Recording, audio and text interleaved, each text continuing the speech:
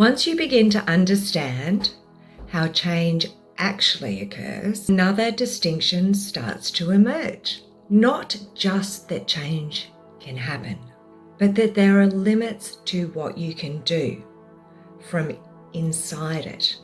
And this is where things start to become clearer, because most people don't struggle with awareness. They can see the pattern. They can recognize what's happening. And yet, they still find themselves in it. And this is where confusion begins. Because from their perspective, it feels like they're doing everything right. They understand it. They've reflected on it. They've tried to approach it differently. And still, something doesn't fully shift. And this is where another distinction becomes important. Not all work creates the same outcome. Because on the surface, many approaches look similar. They use similar language. They follow similar structures. They aim for similar results. And from the outside, it can look like the same kind of work is happening, but the experience and the outcome can be very different. And this is where people begin to notice something. They might have had sessions before where something shifted. They felt different. They saw something differently. There was movement. And in that moment, it felt real. But then, over time, it returned.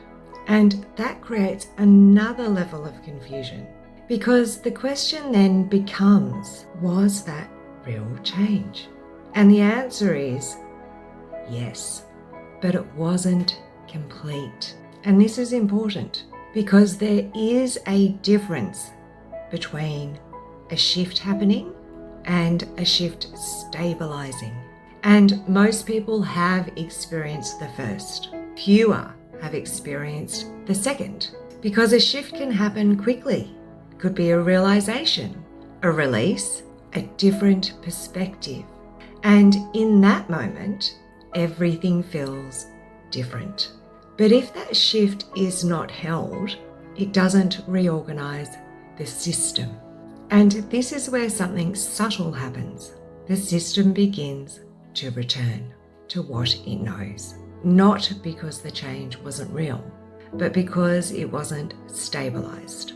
And this is where a lot of work falls short.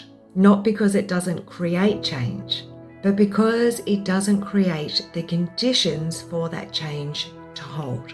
And this is where another layer becomes really important. Not just what is being done, but the environment it is being done within. Because this level of transformation doesn't happen in theory, and it doesn't happen through insight alone. And it doesn't just happen by applying a technique. It happens in a specific kind of environment. An environment where the person's experience can actually reorganize in real time. Where what they are holding can be accessed, not talked about, not analysed, but accessed. Where it can shift safely without being forced, without being overridden. And just as importantly, where it can be stayed with.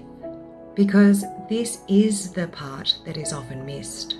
Not the shift itself, but what happens after the shift. Because when something first changes, it is often unstable. It's new, it's unfamiliar, and the system hasn't fully reorganized around it yet.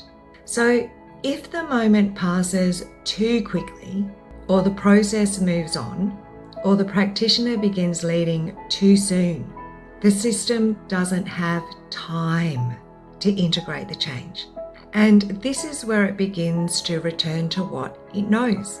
And this is why people can have multiple experiences of almost change, where something happens but doesn't fully land. And over time, that can create uncertainty because they felt something shift before, but they haven't experienced it holding. And this is where the quality of the work matters, because depth of change requires containment. It requires time. It requires presence. It requires the ability to stay with what is happening until it fully reorganizes. And that's not something that can be rushed. It's not something that can be forced. And this is where another distinction becomes clear, because at a certain point, it's no longer just about what is happening in the session. It is about the position that you are in relation to the pattern itself. Because if you are still inside the pattern, your ability to see it clearly is limited. Your ability to stay with it is influenced. And your ability to shift it fully is constrained in that position. Not because something is wrong, but because of where you are in relation to it.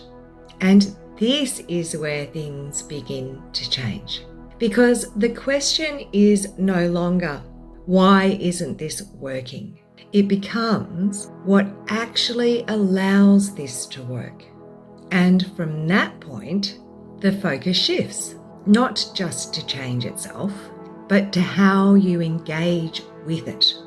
And that's where the next level of change begins.